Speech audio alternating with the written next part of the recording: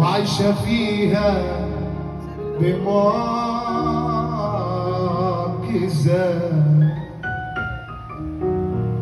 اللي في الكلام مش شايل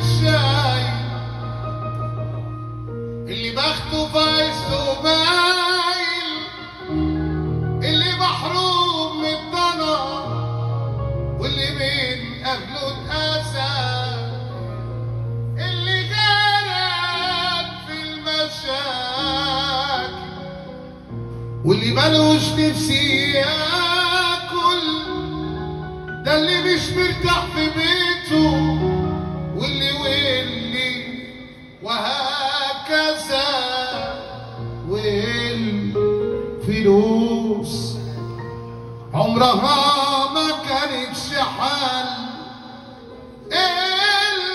الفلوس ما بتربطش ولا بتحل. يا ناس مش لاقيه تاكل بس عايشه بتحمده، وناس معاها وبصه للي ما معهوش وبتحسده.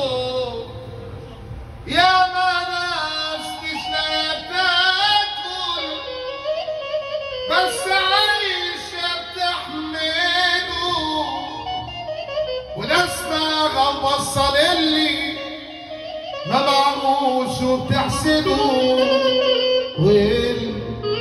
والفلوس بتيجي بس عشان تروح، الفلوس عمرها ما بتروح. الفلوس ما بتشتريش في الدنيا غير حبة سلع، لا اشتريت يوم راحة ولا مرة شالت يوم وجع.